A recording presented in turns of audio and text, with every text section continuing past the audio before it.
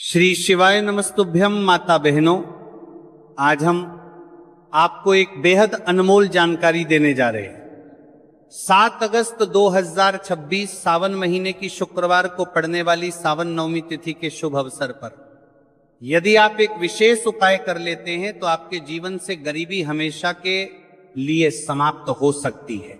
इन पौधे में चमत्कारी गुण होने के साथ साथ इनमें बहुत से ऐसे औषधीय गुण हैं जिनका उपयोग विभिन्न प्रकार की बीमारियों को हमेशा के लिए नष्ट करने के लिए किया जाता है।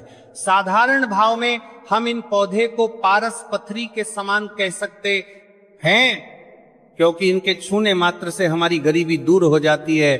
और अगर आप इन पौधों की जड़ को 7 अगस्त 2026 सावन महीने के शुक्रवार नवमी तिथि के दिन हमारे नियम अनुसार बताए गए नियमों द्वारा घर ले आते हो और उसका उपयोग हमारे बताए हुए नियम द्वारा कर लेते हो तो आपको अमीर बनने से दुनिया ही कोई ताकत नहीं रोक सकती।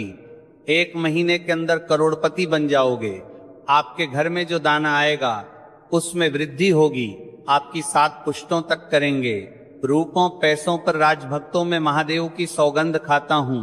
अगर आपने इस वीडियो को सच्चे हृदय से देखा तो आपकी हर मनोकामना इच्छा पूरी होगी।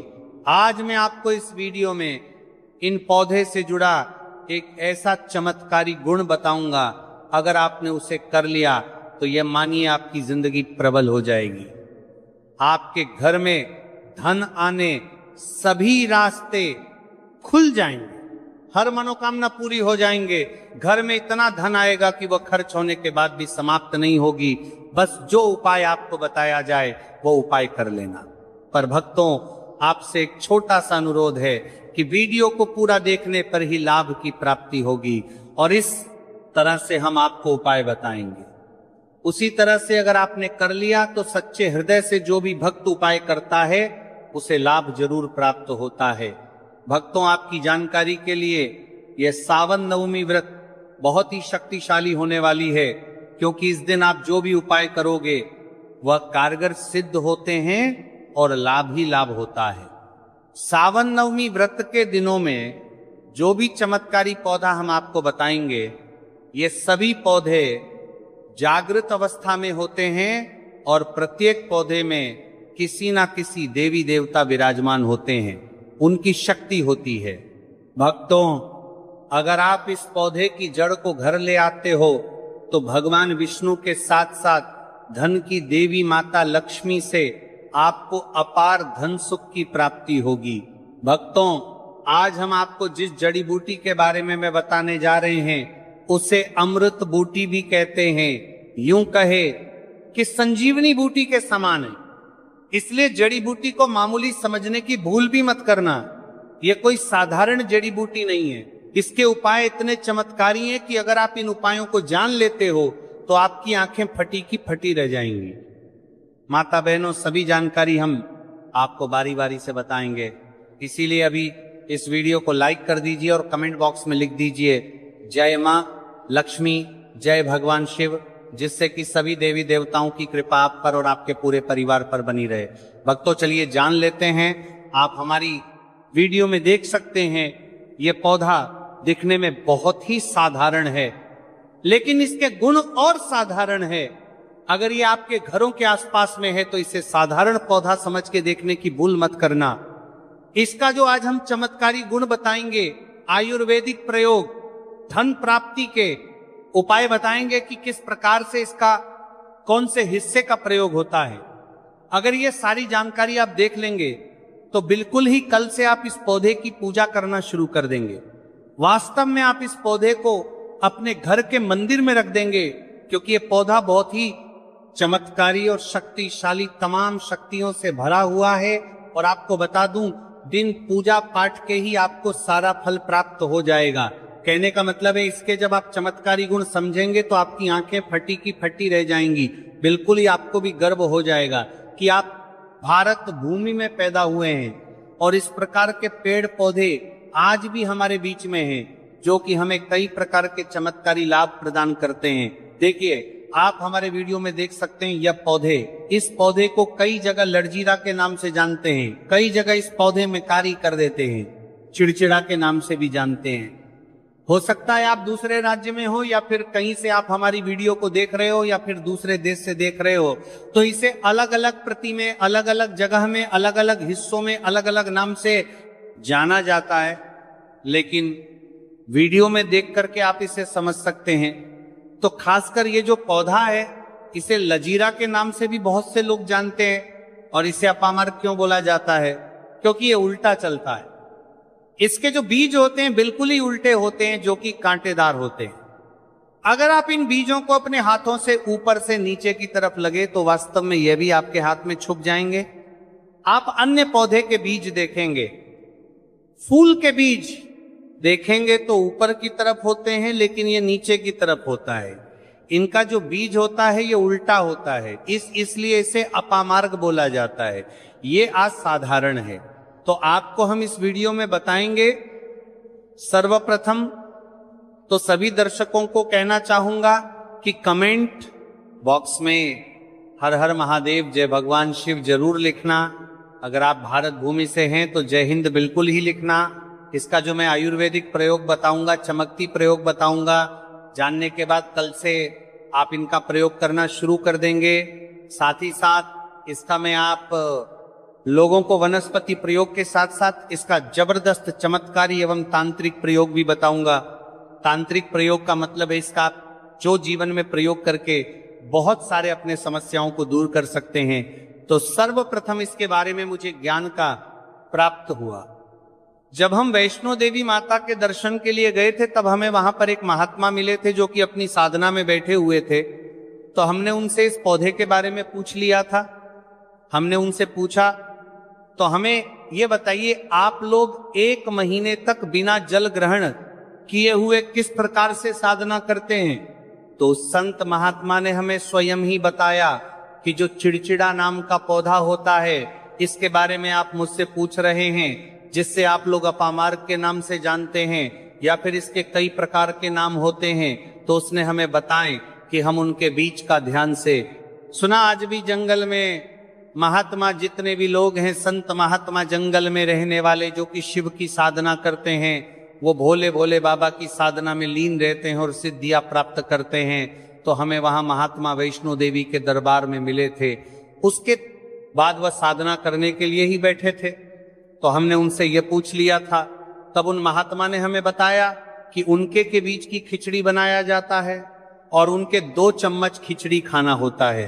अगर आप उनके बीच का खिचड़ी बना करके 2 चम्मच खा लेते हैं तो आपको 1 महीने तक भूख प्यास नहीं लगती है। तो संत ने हमें बताएं कि 1 महीने तक हमें भूख और प्यास नहीं लगती। फिर हम लंबे समय तक जब साधना करते हैं, हमारे धर्म शास्त्रों में यह भी कहा जाता है, जो मनुष्य साधना करके भोलेनाथ को प्रसन्न कर लेता है तो उसके सारे दुख दर्द कष्ट दूर हो जाते हैं। जिस इंसान के ऊपर भोले बाबा का आशीर्वाद प्राप्त होता है वह इंसान सबसे धनी श्रेष्ठ बुद्धिमान होता है। वैसे तो भोले बाबा थोड़ी सी पूजा पाठ में ही प्रसन्न हो जाते हैं, लेकिन कुछ ऐसे नियम हैं इसके प्रयोग से उनकी पूजा करने से लाभ की प्राप्ति होती है। तो उन महात्मा ने हमें बताया कि इस पौधे की जड़ में मां गंगा का वास होता है। जी हां, बिल्कुल ही मां गंगा का वास होता है। और यह भी माना जाता है कि प्राचीन ग्रंथों में भी लिखा है कि अमृत की कुछ बूंद इसकी जड़ में पड़ी थी। इसलिए यह पौधा अमर है। यह पौधा काफी साल पुराना है और इस युग में भी यह पौधा आपको आसानी से देखने के लिए मिले जाएगा। इसीलिए आयुर्वेदिक में इस पौधे को संजीवनी बूटी के नाम से जाना जाता है। भक्तों, आपको क्या करना है? रात के समय जिस स्थान पर आप माता रानी की पूजा करते हैं उस स्थान पर आपको जाना है। इन पौधों की जड़ को लेकर आपको इस पौधे की जड़ को हाथ में लेकर 7 परिक्रमा कर लेना है और उसे रात को आपको अपने घर की तिजोरी में लाल कपड़े में बांध कर रख देना है। इससे आपके घर में धन दौलत पैसे की कमी कभी नहीं होगी, वो बढ़ता ही जाएगा। हमें आपको इसके खोज दिए आयुर्वेदिक गुण बताऊंगा। उसके खोज के गुण बहुत ही महत्वपूर्ण है। इसीलिए आज भी लोग जो धार्मिक लोग रहते हैं आपके यहाँ, कोई लोग इसके दातुन करते हैं कि नहीं, जो बहुत से पुराने जो सयाने बुजुर्ग लोग हैं, जिसे हम बुजुर्ग के नाम से भी जानते हैं, ओल्ड मैन कहा जाता है, पुराने जो व्यक्ति है काफी पुराने, तो ऐसे व्यक्ति इसकी जड़ की दातून करते हैं। क्यों करते हैं? क्योंकि इसके जड़ में गंगा मैया का वास होता है। अमृत की कुछ बूंद गिरी थी, ये सर्वप्रथम जानते हैं। इसका आयुर्वेदिक प्रयोग जानेंगे। इनका चमत्कारी प्रयोग, आयुर्वेदिक प्रयोग सर्वप्रथम बताना चाहूंगा।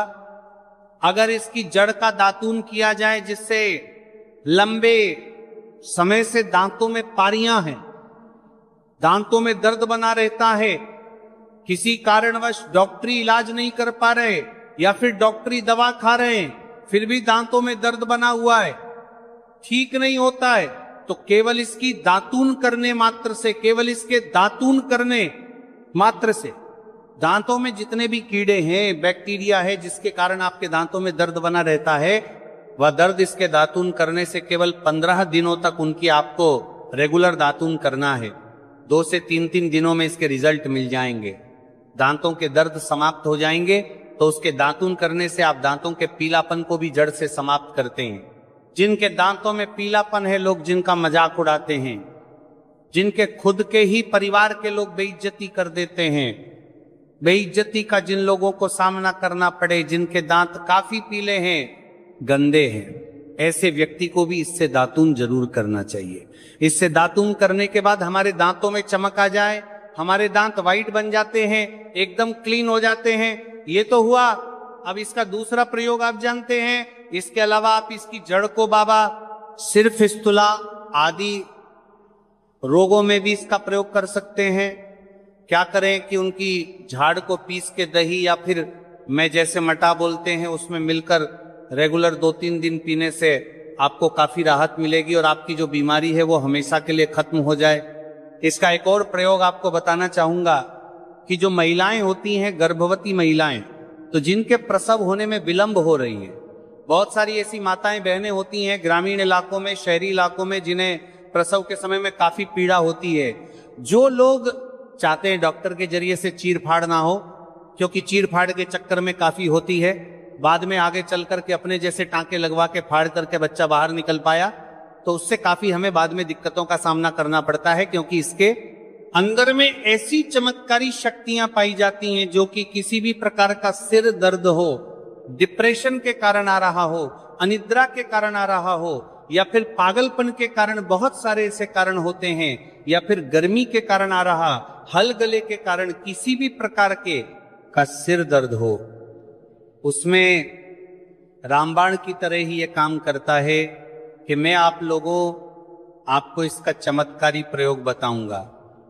पहले प्रयोग है, जो लोग चाहते हैं कि उनके कार्य भर में उन्हें तरक्की मिले, जैसे कि जो लोग व्यापार वर्ग से जुड़े हुए हैं, जो लोग चाहते हैं जिनका धंधा पानी अच्छे से चले, जिनकी दुकान अच्छी चले, तो ऐसा व्यक्ति क्या कर सकते हैं?